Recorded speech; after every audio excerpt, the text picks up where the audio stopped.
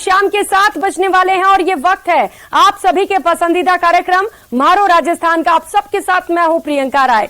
50 जिलों वाला मारो राजस्थान। जी हां, देश का सबसे बड़ा भूभाग वाला प्रदेश राजस्थान अब 50 जिलों वाला राज्य बन गया है। साथ ही राज्य में कुल 10 संभाग हो गए हैं।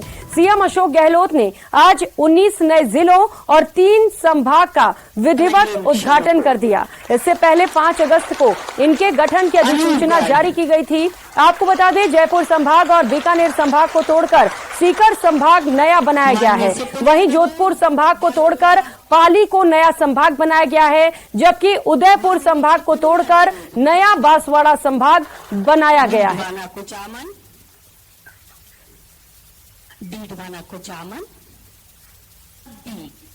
इस प्रकार से राजस्थान में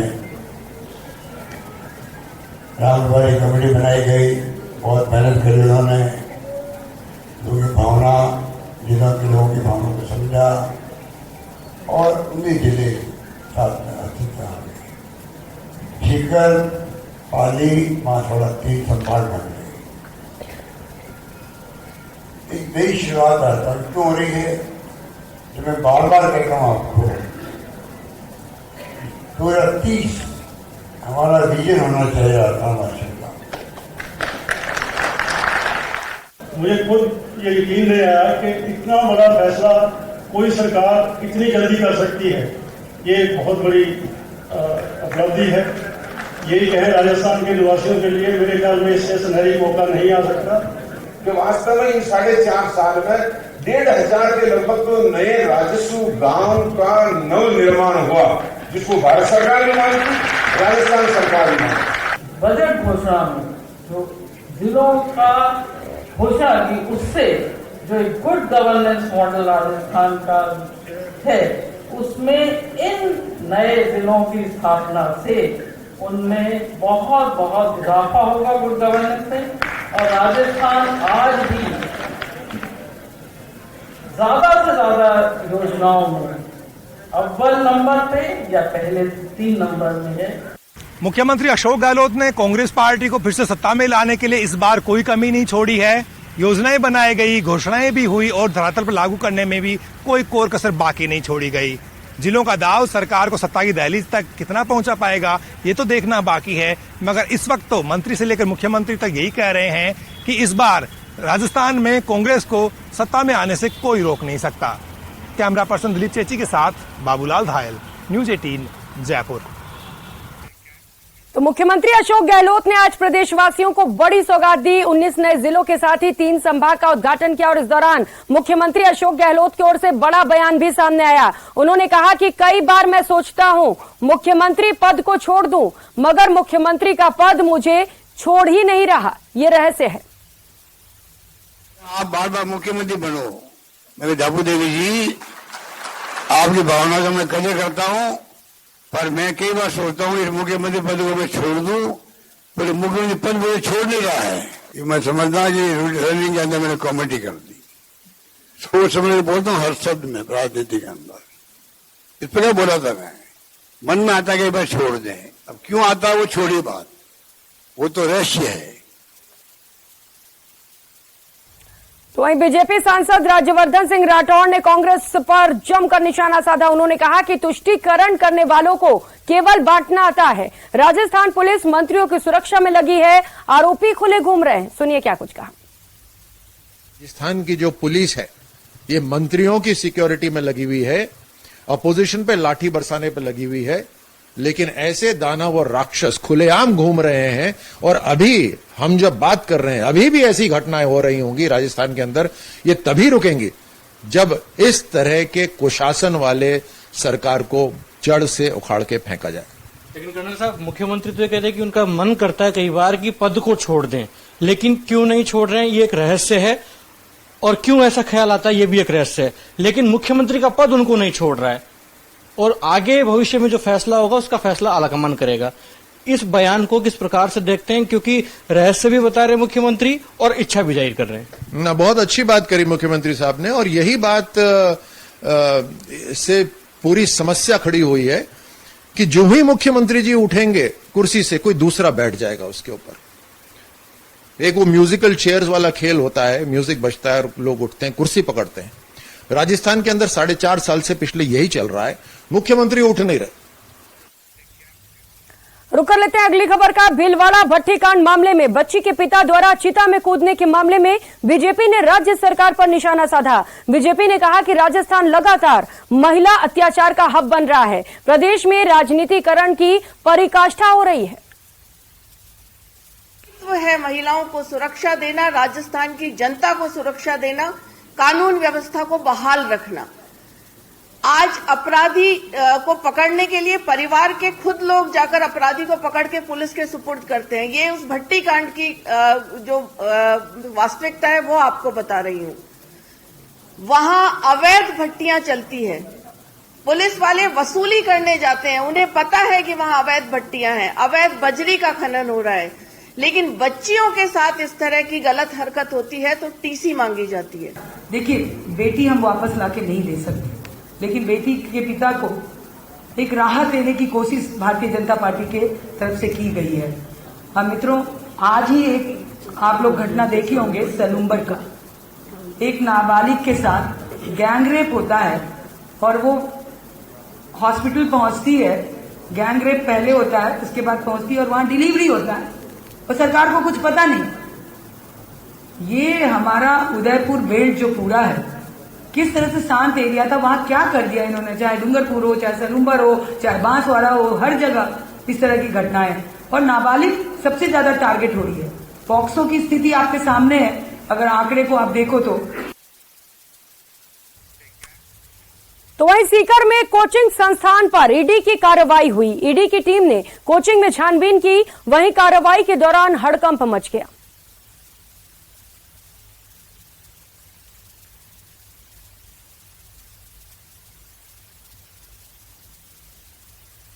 तो ईडी की टीम सीकर में एक कोचिंग पर पहुंची, वहां पर कार्रवाई की जा रही थी, छानबीन की जा रही थी और इस दौरान जो कोचिंग संचालक थे उनमें हड़कंप मच गया। तो सीकर में कोचिंग पर ईडी की कार्रवाई को लेकर पीसीसी चीफ गोविंद सिंह डोटासरा ने कहा कि कोचिंग से मेरा कोई लेना देना नहीं है। वहीं बीजेपी के राष्ट्रीय सचिव अलका गुर्जर ने कहा कि डोटासरा जी को क्यों घबराहट हो रही है, क्या उस कोचिंग सेंटर से आपके संबंध हैं? क्या काम कर रही हैं, वो स्वतंत्र रूप से पारदर्शिता से काम करें, कहीं भी जाएं, कोई भी जांच करें। अगर कोई दिक्कत, कोई गड़बड़ पाई जाएगी, कोई अपराधी पाया जाएगा तो वो अपनी कार्रवाई करेंगे। हमें क्या दिक्कत आ रही है इसमें?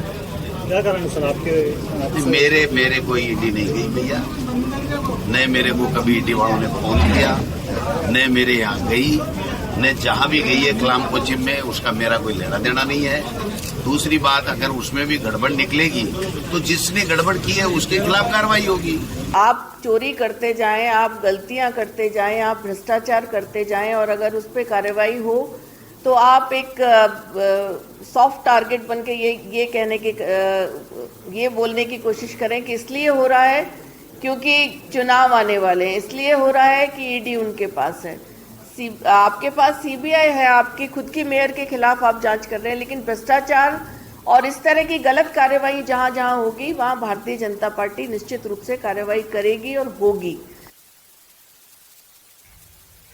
चुनावी साल है और कोटा उत्तर विधानसभा में चुनावी माहौल अभी से जमने लगा है। प्रदेश सरकार की यूडीएच मंत्री और कोटा उत्तर से विधायक शांति धारीवाल ने अपने विधानसभा क्षेत्र में विशेष अभियान चलाया हुआ है। हाथ से हाथ जुड़ो अभियान के साथ ही मंत्री धारीवाल हर घर पर पहुंचकर दस्तक दे रहे हैं और लोगों के बीच पहुंचकर उनकी समस्याओं को जानकर हाथों से हाथ मिलाकर समाधान की भी कोशिश की जा रही है। इस दौरे में पीसीसी महासचिव अमित धारीवाल भी साथ हैं।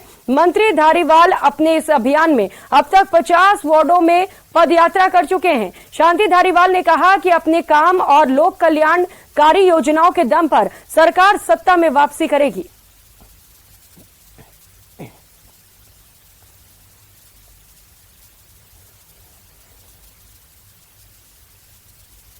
वार्ड कंप्लीट कर रहे हैं हम। अब तो कुछ वार्ड रह गए, तो 5-6 वार्ड रह गए। घर घर जाकर के और लोगों की शिकायतें सुनना या कोई नया काम अगर वो बताते हैं तो उसको करवाने की कोशिश करने के का जो है ये अभियान का कि मुख्य मकसद है वो मकसद है हाथ से हाथ जोड़ो, मतलब एक एक आदमी से मिलो। काम नजर आते हैं तो खुद के दिल से ज्यादा खुशी जो वहाँ की जनता है वो जब बोलती है कि साहब इतना काम कराया, अब और कुछ रहा नहीं है। पर मैं मानता हूँ कि काफ़ी कमियां रही हैं जो इलेक्शन के बाद कराएंगे। सरकार हमारी रिपीट होएगी, अशोक गहलोत साहब मुख्यमंत्री बनेंगे।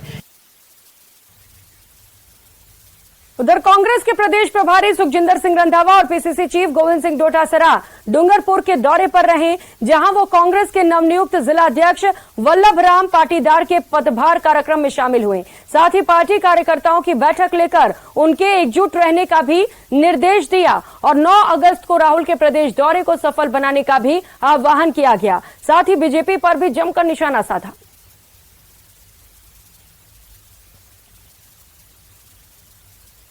भाई अगर डिसिप्लिन है तो पार्टी है, घर पे डिसिप्लिन नहीं रहेगा वो घर बर्बाद हो जाता है। जो पार्टी की में सिर्फ टिकट लेने के लिए आते हैं उनकी हमें कोई जरूरत नहीं, उनको अपने घर बैठकर देखना चाहिए। हाँ ऐसा जरूर है कि सरकार आएगी उनको अच्छी जगह एडजस्ट किया जाएगा अगर वो कांग्रेस की मदद करके कांग्रेस को सपोर्ट करते। और राहुल गांधी जी ने 4000 किलोमीटर यात्रा करके जो देश और दुनिया में जो साबित कर दिया कि देश की आवाज बन करके मैं किसी से डरूंगा नहीं, घबराऊंगा नहीं, ये बात भी कोने कोने तक पहुंच चुकी है। लेकिन एक बात जो काम की बात है, मोदी जी की तरह मन की बात नहीं है, काम की बात यह है कि हमको उठ खड़ा होना होगा, एक होना होगा, सबको मिलकर के चलना होगा, कांग्रेस को मजबूत करना होगा, कांग्रेस की जय बोलनी होगी। और अगर ये सब काम हम कर लेंगे तो 4 में से 4 सीटें 100% आएंगी, इसको कोई रोक नहीं। तो वहीं बीजेपी प्रदेश अध्यक्ष सीपी जोशी राजसमंद के नाथद्वारा के दौरे पर रहे, जहां उन्होंने नाथद्वारा समन्वय समिति की बैठक ली और नाथद्वारा विधानसभा के लिए 2 कोऑर्डिनेटर नियुक्त किए। इस दौरान सीपी जोशी ने तिरंगा यात्रा को सफल बनाने और बूथ सम्मेलन करने पर जोर दिया। वहीं बैठक के बाद सीपी जोशी ने कहा कि बीजेपी कार्यकर्ता एकजुट हैं और राजसमंद के साथ ही प्रदेश में बीजेपी की जीत होगी। वहीं कानून व्यवस्था को लेकर भी कांग्रेस पर जमकर निशाना साधा।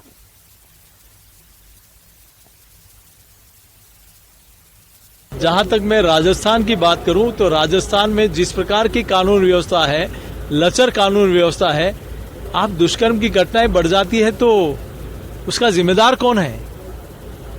कहीं न कहीं मुख्यमंत्री जी बयान देते हैं कि 65% दुष्कर्म की घटनाएं फर्जी होती है। इनका एक मंत्री कहता है कि मर्दों का प्रदेश है इसलिए दुष्कर्म की घटनाएं बढ़ती है। क्या ऐसे अपराध बढ़ाने के लिए बयान काफी नहीं होते? तो राजसमंद और प्रदेश में बीजेपी की जीत होगी, यह बयान सीपी जोशी की ओर से सामने आया। उन्होंने कहा कि हम तैयार हैं और कई सारे मुद्दों को लेकर कांग्रेस सरकार को घेरा भी। जिस तरीके से लगातार महिला अत्याचार बढ़े हैं प्रदेश में, इसे लेकर भी जमकर कांग्रेस पर निशाना साधा गया। तस्वीरें उस दौरान की आपको दिखा रहे हैं जब सीपी जोशी राजसमंद पहुंचे, नाथद्वारा पहुंचे, वहां पर उनका स्वागत भी किया गया। और अब बात राहुल को मिली राहत की करेंगे। राहुल गांधी की संसद सदस्यता बहाल होने पर कांग्रेस नेताओं की प्रतिक्रियाएं सामने आई हैं। मुख्यमंत्री ने कहा कि राहुल गांधी की सदस्यता बहाल होना सत्य की विजय है, तो वहीं अन्य नेताओं ने भी क्या कुछ कहा, सुनाते हैं आपको। वो अपना आप में पूरे देश के अंदर एक मैसेज गया है और मैं समझता हूं कि मैं बार बार कहता हूं, एक षड्यंत्र के अंतर्गत जब से राहुल गांधी जी ने भारतीय जोड़ो यात्रा शुरू करी, कामयाब हुई, उसे घबरा करके भारतीय जनता पार्टी के नेताओं ने जो षड्यंत्र किया, किस प्रकार लोकसभा की सदस्यता से निष्कासित हो, उसके अंतर्गत सूरत का केस जो था 1 साल पुराना, रोक लगाई हुई थी, हाईकोर्ट रोक खुद ने लगवाई थी। उस केस को वापस हाईकोर्ट में एप्लीकेशन दे करके छूट ली गई और मजिस्ट्रेट से आनंद फानंद में फैसला करवा दिया गया और हाईकोर्ट तक राहत नहीं मिली उनको। वो षड्यंत्र था और मैं समझता हूं कि ये षड्यंत्र बीजेपी का जो घबरा के किया था उन्होंने, पूरे देश के अंदर इसके अंदर बीजेपी एक्सपोज हो गई है। राजनीतिक दृष्टि से अब यहाँ कांग्रेस मजबूत होगी और मेरी अपील है कि आपको जिला दिया, अगला विधायक जो है आप कांग्रेस का। सर रायसिंह नगर का जो विधानसभा क्षेत्र है उन्होंने भी देखिए, आप जानते हैं कि राहुल गांधी जी के साथ में बहुत बड़ा षड्यंत्र हुआ था। उनको पार्लियामेंट से बाहर कर दिया था, 2 साल की सजा थी। लेकिन मैं सुप्रीम कोर्ट को धन्यवाद देना चाहता हूं कि उन्होंने सारे जो है नीचे वाले फैसले निरस्त करके और राहुल गांधी जी की सदस्यता को बहाल किया है। इसके लिए साफ जाहिर होता है कि डॉक्टर अम्बेडकर साहब के द्वारा जो संविधान बनाया हुआ है वो बिल्कुल मजबूती से काम कर रहा है। और राहुल गांधी जी को चाहे कोई यात्रा झेलनी पड़े, मोदी जी अपना पूरा जोर लगा ले, जिन्होंने पूरे देश का बेड़ा गर्क कर दिया है, लेकिन राहुल गांधी जी की आवाज बंद नहीं होगी। राहुल गांधी जी का जब पसीना बहेगा, हम कांग्रेस के कार्यकर्ता वहां खून बहाने के लिए तैयार हैं।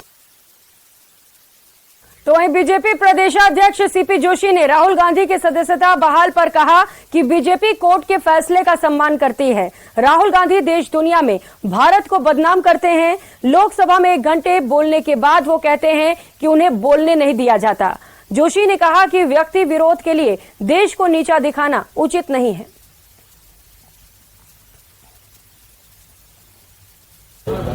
देखिए, राहुल गांधी जी जिस प्रकार से देश और दुनिया में जाकर भारत को नीचा दिखाने का काम करते हैं, कहा कि लोकतंत्र खतरे में है, मुझे संसद में बोलने नहीं दिया जाता, माइक नहीं बंद कर दिया जाता है।